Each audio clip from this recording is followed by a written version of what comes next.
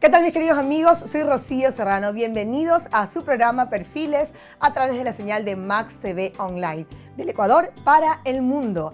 Y el día de hoy me acompaña un invitado muy especial. Se trata de un ex presidente de la República. Es un honor y un placer tener en el estudio de Max TV al ingeniero Lucio Gutiérrez.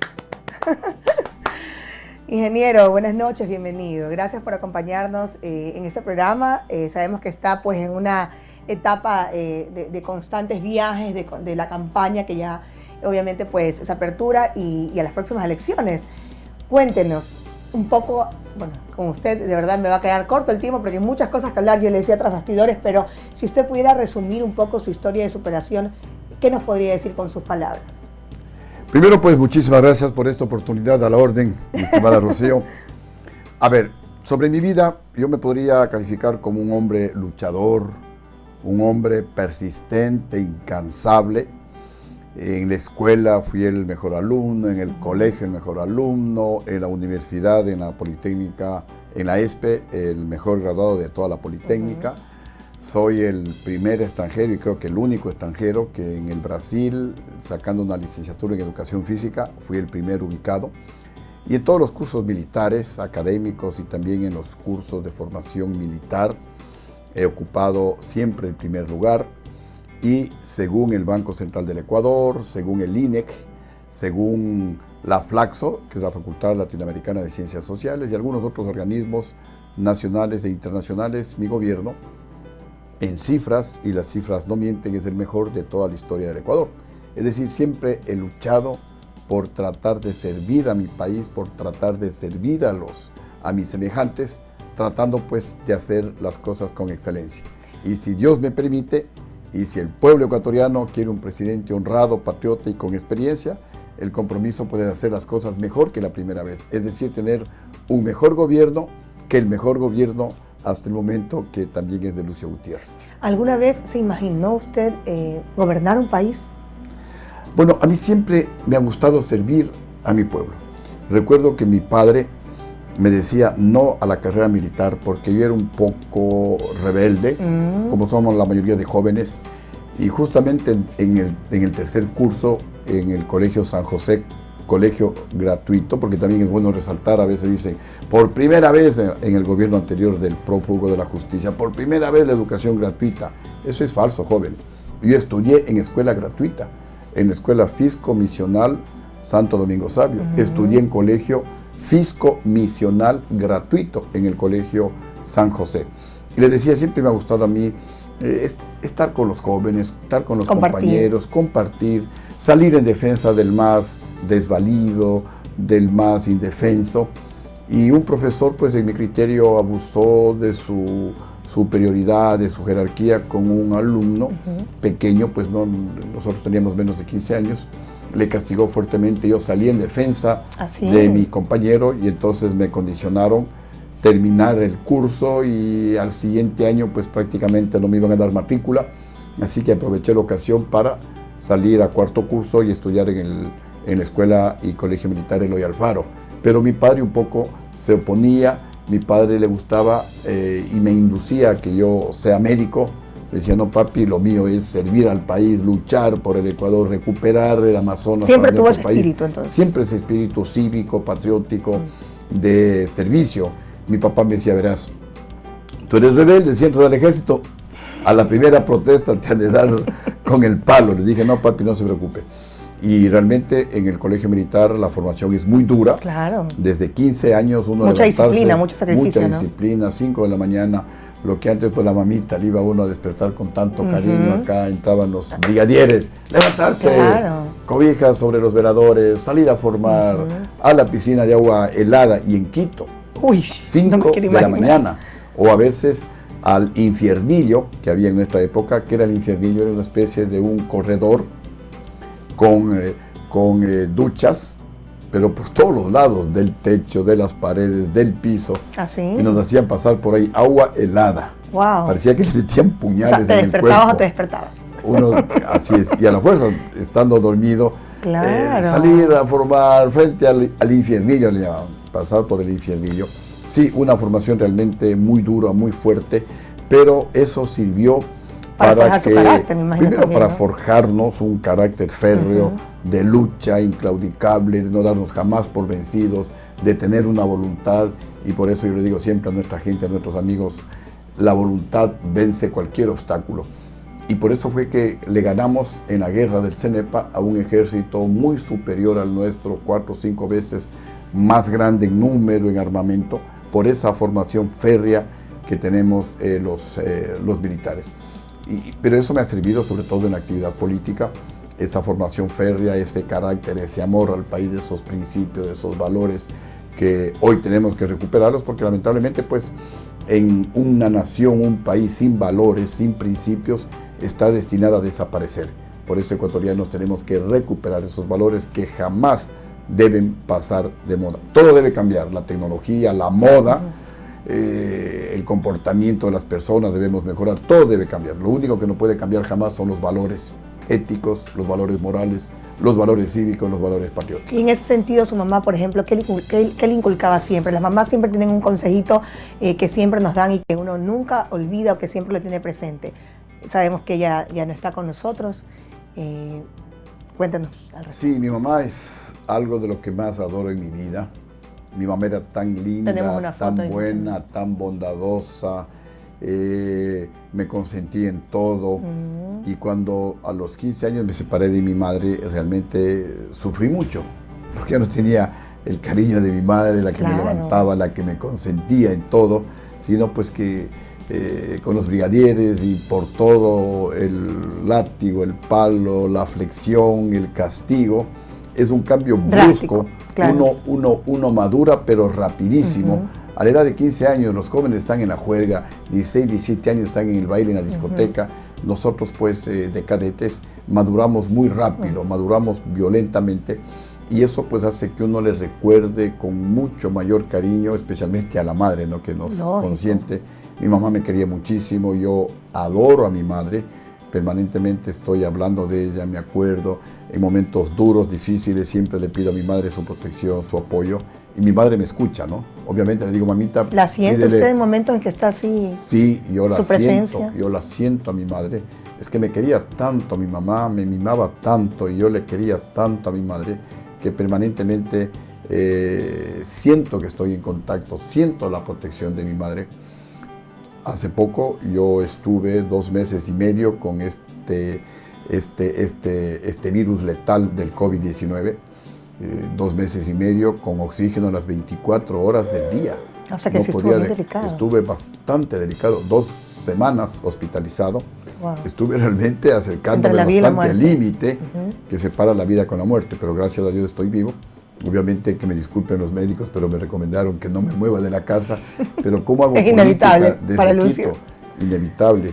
Y ojalá pues no me contagie, ¿no? Pero yo creo que el riesgo vale la pena, porque el reto vale la pena. Es el Ecuador, es mi país al que amo por sobre todas las cosas, y arriesgo mi vida, es cierto, porque si me contagio otra vez, como me han dicho los médicos, como me dice Jimena, si te contagias otra vez, el tema es letal, el tema no tiene vuelta para atrás, porque ya quedo como un poco lesionado, ¿no? Quedo lesionado, los pulmones que fueron muy afectados, y todavía pues en la parte alta necesito oxígeno. Aquí pues estoy de maravilla en Guayaquil, en la costa. Yo creo que el hecho de llevar también una vida sana, una vida de deporte, de cuidarse, ha hecho que de pronto usted también tenga las defensas un poco altas y de alguna manera haya podido superar. Y también yo digo, cuando está para uno, está para uno, cuando no.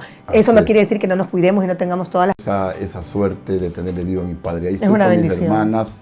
La hermana, la primera, la que está con, bueno, también 2 hermanas están con lentes, pero la de pantalón café, me parece, lamentablemente falleció. Es mi primera hermana, sí, la que está a la izquierda de mi papá, a la derecha, en el caso de lo que estamos mirando en la televisión, en el extremo derecho, mi hermana Janet, también la queremos muchísimo. Ella tomó el puesto, digamos, de mi madre. Mi madre murió en el 86, hace muchísimos años, prácticamente como 24 años, sí.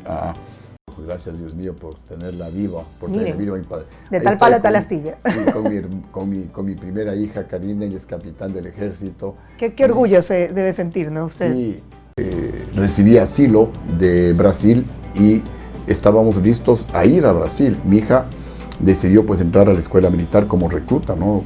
Al primer año, con todas las dificultades que eso significa. Le mandamos a ver a mi hija estuvo con nosotros, con mi esposa, con mi pequeña hija, con la segunda hija, y también vino Karina, y estaba pues, sí, ahí estamos con Jimena en el Salón Amarillo de la Presidencia de la República, en alguno de los eventos. Me parece que era cuando nos visitaba el secretario general de las Naciones Unidas, Kofi Annan. Por eso pues ven ahí con smoking. Ahí estamos en una radio con Jimena. ¿Qué significa Jimenita en su vida? ¿Perdón? ¿Qué significa ella en su vida? Bueno, ella es el apoyo también fundamental, ¿no? Me apoya en todo, está siempre pendiente de mí, me acompaña en estas correrías. No es fácil. Miren, antes de ser político, nosotros teníamos 8 departamentos, en un gran esfuerzo familiar, un patrimonio para nosotros muy importante. Después de ser presidente de la República, creo que soy el único político, al menos en el Ecuador y posiblemente en el mundo, que el patrimonio se redujo a la mitad, a 4 departamentos. Y mi esposa pues ha colaborado sin ningún problema, porque la política, cuando se la lleva de manera honesta, de manera responsable, de manera cívica, de manera patriótica, cuesta. A diferencia de otros que a lo mejor entraron con un departamentito y ahora son magnates. Yo, siendo coronel en servicio activo, construí yo mismo, yo soy ingeniero civil. Claro. Construí, y también pues mi esposa que recibió sus herencias, se murió mi madre también, mi padre nos repartió tierras, vendimos las tierras, el suegro pues le repartió las herencias de gasolineras y bienes que tenía, y logramos un patrimonio, como digo, de 8 departamentos antes de ser presidente, siendo coronel en servicio activo del ejército. El primer edificio de 5 pisos, 4 departamentos, lo construí en el año 86-87. El otro de 4 departamentos lo construí en el año 96-97. Yo fui presidente en el año 2003, 2004, 2005. Y después de ser presidente, pues repito, mi patrimonio se redujo a 4 departamentos. Y recibí todo el apoyo de mi esposa. Claro que después mi esposa me dijo, oye, nos vamos a quedar sin nada. Y este patrimonio lo hicimos también con el esfuerzo, el sacrificio de nuestras hijas, que a veces creo que es una de las pocas abogadas que tiene esa especialidad, y también tiene una maestría en Derechos Humanos. Muy bien, mi primera realmente... hija, pues, ella está estudiando para ser ingeniera electrónica, y les decía que lo que más amor y mi hija fue esa decisión, ella que es tan pegada a mí, mi primera hija es tan pegada a mí, y el momento que teníamos que embarcarnos en el avión para ir a Brasil, mi hija dice, no papá, yo no me voy. Pero ¿cómo, mijita? ¿Cómo no te vas a ir? Claro. Yo no sé cuándo regrese al Ecuador, si regrese, si no regreso, mi amor, no te puedes quedar. No papi, yo me quedo. Le dije, mijita, pide la baja por asuntos personales, familiares, y cuando todo esto se solucione, puedes volver a ingresar a la escuela militar. Me dijo, no papá, me quedo. Y se quedó. Imagínense lo que debió haber sentido mi hija, rendir honores a un impostor, a un traidor como el vicepresidente Alfredo Palacio, alguien que entró por la ventana.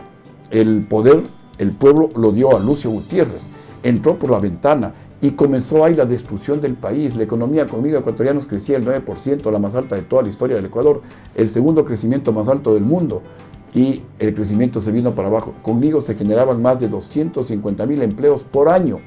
Ahora hay desempleo. Conmigo la pobreza se reducía al más del 4% anual, la reducción de la pobreza más alta de toda la historia del Ecuador. 500,000 ecuatorianos dejaban de ser pobres en mi gobierno. Hoy la pobreza aumenta. O sea, pero, cierro el paréntesis, mi hija pues se quedó a rendir honores a un presidente golpista, con un mando militar golpistas, porque los generales y los vicealmirantes, al quitarme el respaldo, se cayó el gobierno de Lucio Gutiérrez. Entonces, pues ellos son los responsables del golpe de Estado. ¿Y por qué el golpe de Estado en forma rapidísima? Porque también yo soy el único presidente que recupere plata robada por los banqueros que se robaron más de 8,000 millones de dólares con el feriado bancario y el salvataje bancario. Yo recuperé más de 1,000 millones de dólares.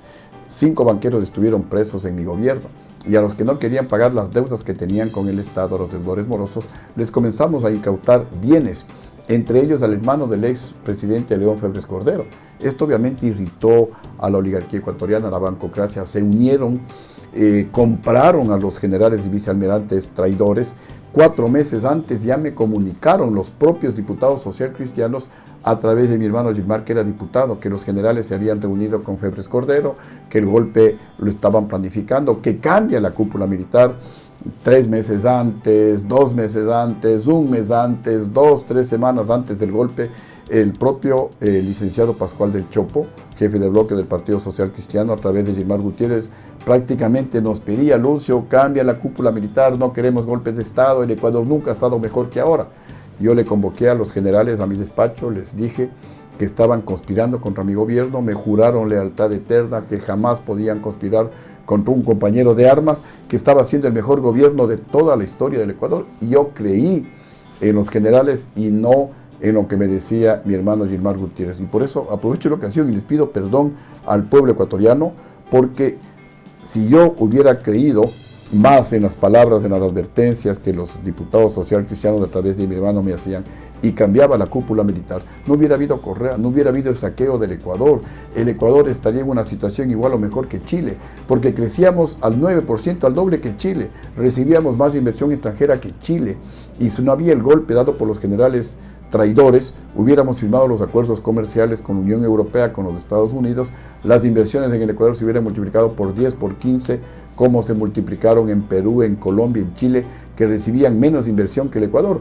Ahora Chile recibe 18.000 millones de dólares de inversión, Colombia recibe como 16, 17.000 millones, Perú recibe como 12.000 millones. ¿Y cuánto recibe el Ecuador? 200, 300 millones, menos que lo que recibían cuando yo era presidente, que bordeábamos los 1.800 millones de dólares. Chile recibía 1.200, Colombia recibía como 1.000 millones, Perú recibía como 900 millones.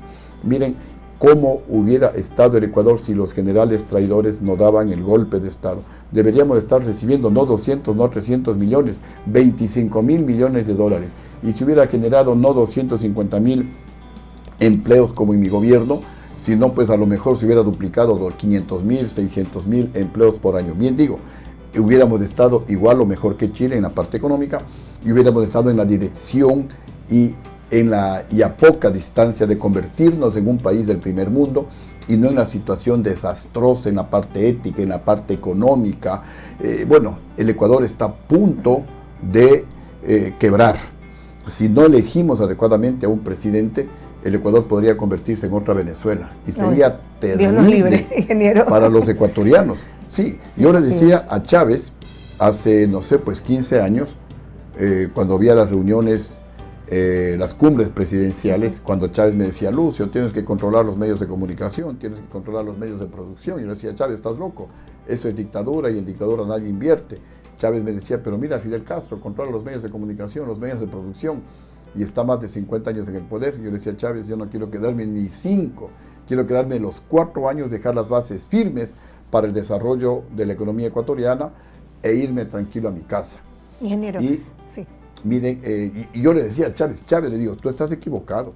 Si tú no cambias de modelo, si no cambias de forma de pensar, los que más van a sufrir serán los pobres de Venezuela. Le advertí a Chávez hace 10, hace 12 años. Miren qué diáspora más dolorosa.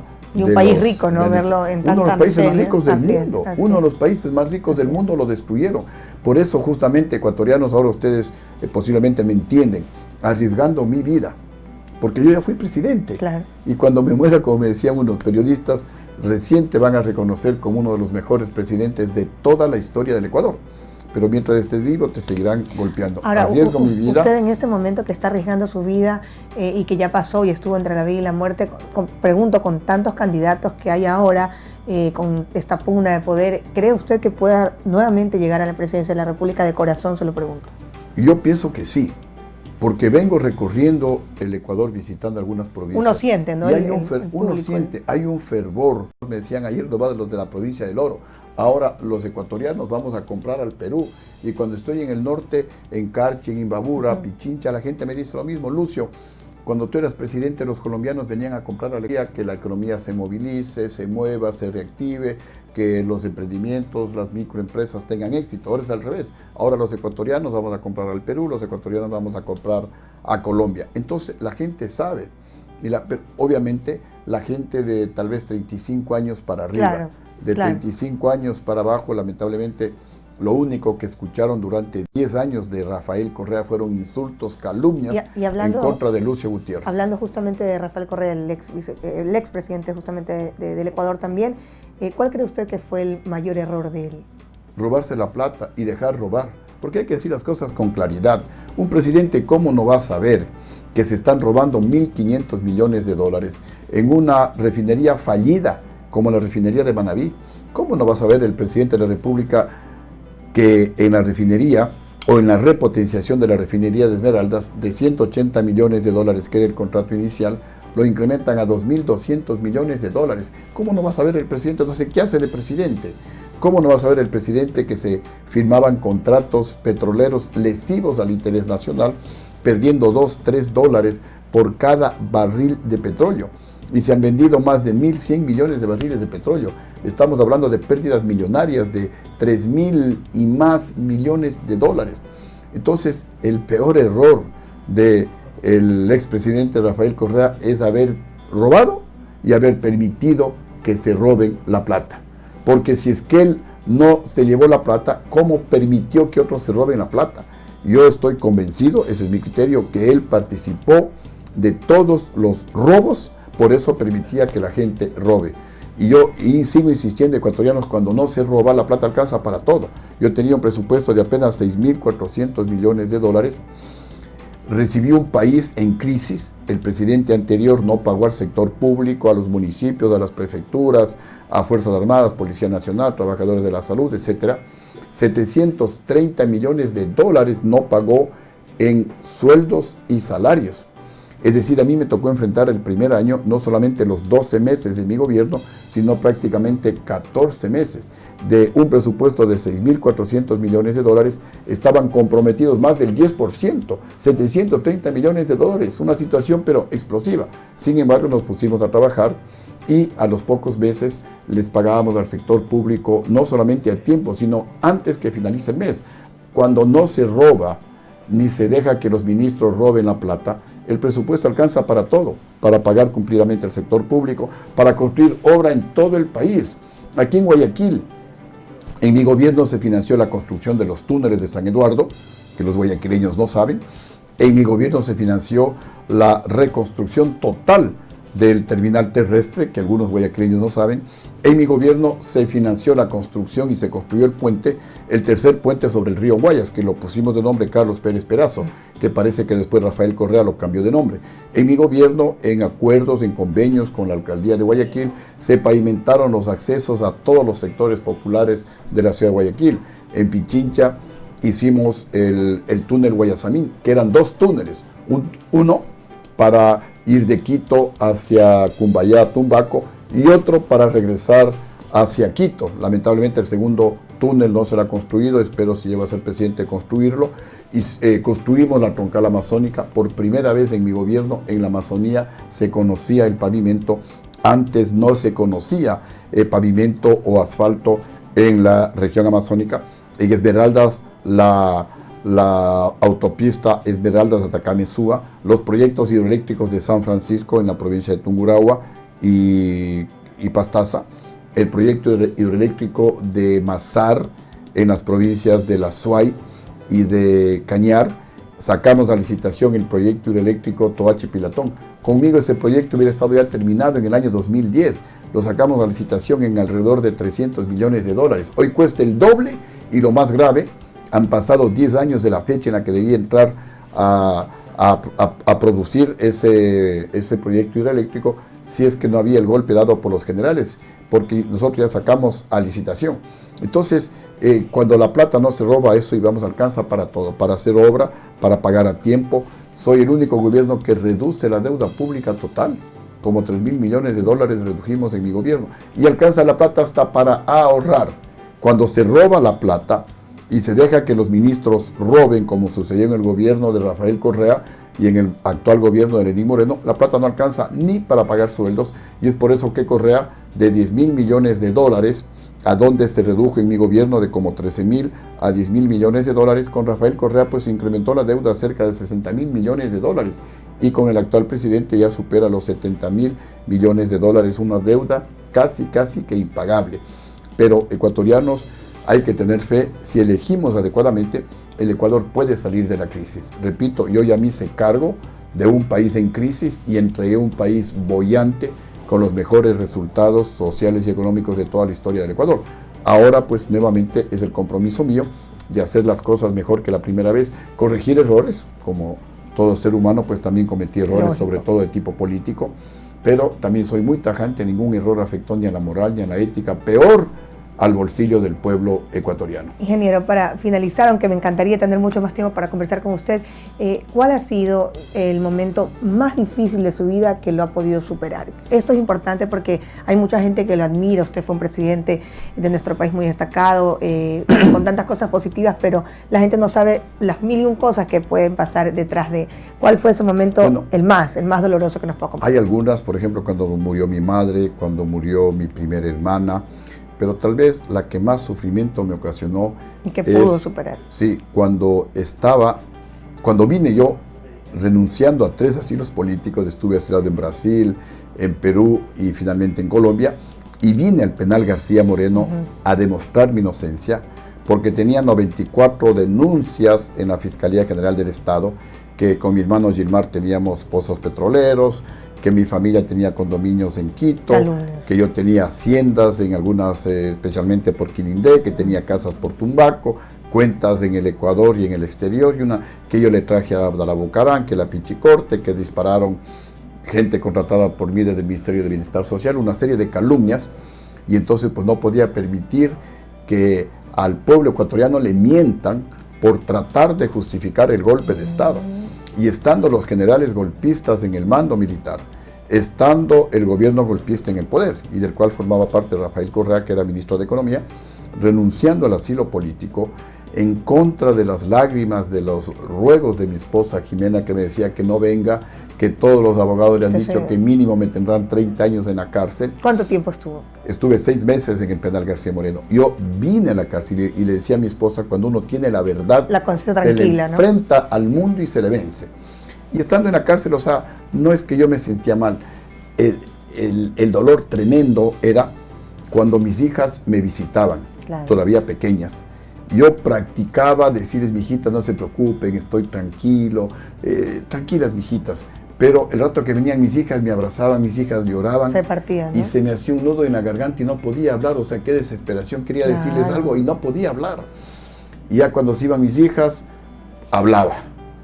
Igual con mi padre, llegaba mi padre, me abrazaba, sollozaba a mi padre. Igual yo quería hablarle, no, papito, tranquilo. Qué terrible, qué dolor más grande saber cómo ellos sufrían. Y sobre todo mis hijas. Yo decía, mis hijas, ¿qué pensarán? Y las niñas porque que son pegadas a los papás. Mis hijas son pegadas y pequeñas todavía, ¿no? Estamos hablando del año 2005. Yo vine a los 4 o 5 meses después del golpe de Estado al penal García Moreno. Y me pusieron en el pabellón de máxima seguridad como un delincuente. Y me topé ahí con narcotraficantes ecuatorianos y extranjeros, los del cartel de Sinaloa, que los capturamos en mi gobierno. Imagínese, estaba ahí me pusieron, o sea, qué mente más perversa la de Alfredo Palacio, y qué traidor. Me pusieron con algunos de las FARC que les habíamos capturado en mi gobierno, pero todos se portaron de maravilla. Cuando llegué al penal, pues sí, soy el comandante, no sé, Rulas, soy el ni sé quién, qué gusto, qué gusto. Dice, somos del cartel de Sinaloa, ya un poquito, me puse para atrás. Y nos capturaron en su gobierno, más para atrás. Después pues soy el comandante ni sé cuánto del frente, creo que 48 de las FARC. Ahora ya lo cuento como anécdota. Y me capturaron en su gobierno, chuza. Me pusieron ahí. Una persona había asesinado a 11. Wow. Y me atendía. Todo esto yo tengo detallado en el libro que tengo que publicarlo. Tiene que publicarlo, claro. Sí, tengo que publicarlo. También esto, una anécdota, ¿no? Yo llegué al penal García Moreno, una cárcel antigua, pues no, 100 años o más de 100 años, paredes gruesas, sumamente frío, y me resfrié. Y había un médico que había, pues, que era experto en este tema, había estudiado en Chile sobre enfermedades cardiorrespiratorias, y me comenzó a atender, me tomaba la presión, me daba pastillas, y justamente fue Rulas el que me decía, vea, presidente, porque me trataban todos con mucho respeto, con mucho cariño. El de las FARC, los del cartel de Sinaloa, vea, presidente, ¿sí sabe quién me está atendiendo? Le digo, sí, el doctor Julano de tal. No, dice, es el doctor Muerte. Le digo, ¿y qué es eso? No vería, pues dice, hace 2 semanas ese documental. Le digo, no, es que yo vengo recién de Bogotá. Dice, ha matado ni sé cuántas personas. Dios. ¿Y cómo? Que les ahorcaba ni sé cuánto con el tensiómetro, con el que le medía la presión. Chusa, yo me quedé impactado. Entonces, al otro día, saludo con el doctor. Me dice, presidente, dice, ¿cómo está? Dice, venga para tomarle la presión. Y digo, no, ya estoy bien, ya me curé, ya estoy bien. O sea, cosas, bueno, ahora como digo, quedan como anécdotas en la cárcel, ¿no? Así. Pero también para concluir, ese dolor inmenso que me ocasionaban, no poder hablar, no poder decir a mis hijas que estén tranquilas, que no se preocupen, todo yo perdoné. Y también la recomendación yo creo que les podría hacer es perdonen, no se queden con odio en el corazón. Es mejor perdonar porque entonces uno está tranquilo, yo duermo tranquilo, me río. Y claro, cuando me acuerdo de esto, o sea, me da un poquito de dolor, pero gracias a Dios he superado completamente. Mis hijas también han superado completamente toda esa escena terrible de verle a su padre hace 3, 4 meses del presidente de todos los ecuatorianos. Y luego en una cárcel de 2 metros de ancho por 2 metros de largo como un delincuente, al presidente legítimo de los ecuatorianos, al presidente que tiene los mejores logros sociales y económicos de toda la historia del Ecuador.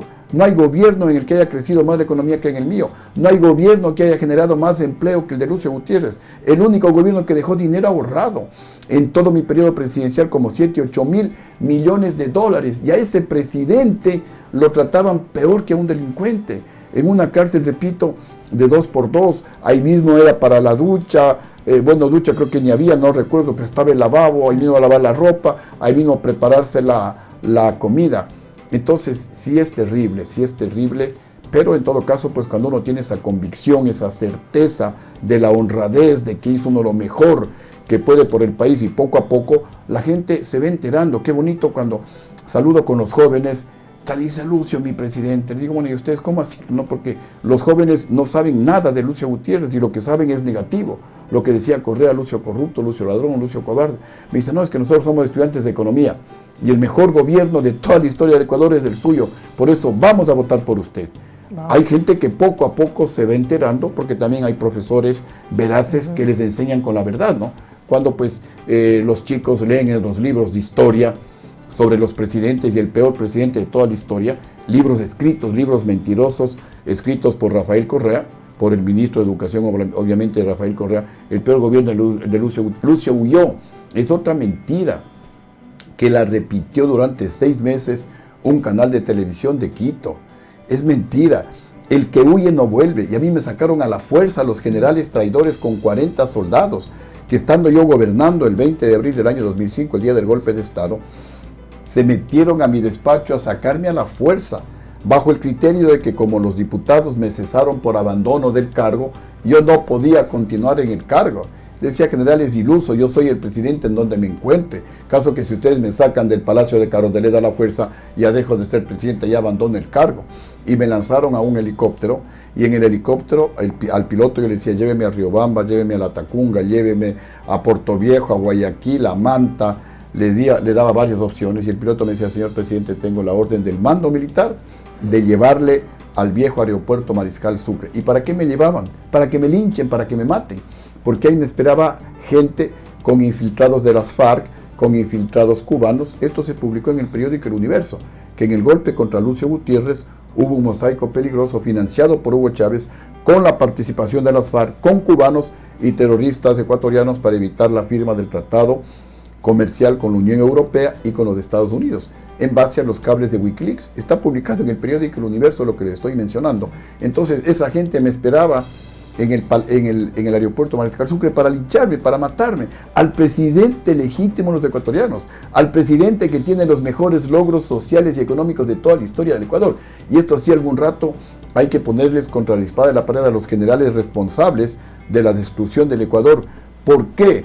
Si es que era por la seguridad, como ellos dijeron del presidente, tenían que llevarle a una unidad militar, pues, y no le llevan a la boca del lobo a que me maten, a que me linchen.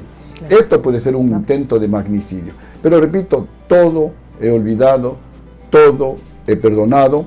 Estoy en este nuevo intento de llegar a la presidencia, si ustedes lo deciden, porque amo a mi país. Si no llego, voy a seguir igual de feliz, porque ya fui presidente y el mejor presidente hasta el momento de toda la historia del Ecuador. Y volvería a mi emprendimiento de Guayusa, que es algo que me encanta y ojalá pues dentro de poco podamos inundar todo el territorio nacional para que los ecuatorianos se beneficien de las excelentes propiedades que tiene la Guayusa. Ojalá y así sea. Muchísimas gracias, ingeniero. Sabemos que está pues en una jornada de viajes constante, de hecho lo están justamente esperando. Queremos agradecer por este tiempo, ese espacio, por compartir tantas anécdotas, tantas experiencias y bueno, pues que Dios lo bendiga en su camino y que todo sea éxitos y bendiciones para usted y su familia. Gracias por este espacio. Gracias, a la orden, mi Ecuador. Volvemos pues en una próxima oportunidad con su programa Perfiles. Aquí despedimos y pues les agradecemos por su amable sintonía. Recuerden que estamos en maxtvonline.com a nivel mundial y en Canal 14 en TV Cable, Claro y también pues en CNT. Así es que ya lo saben, Perfiles todas las semanas con ustedes. Besitos, los queremos, gracias por acompañarnos. Chao.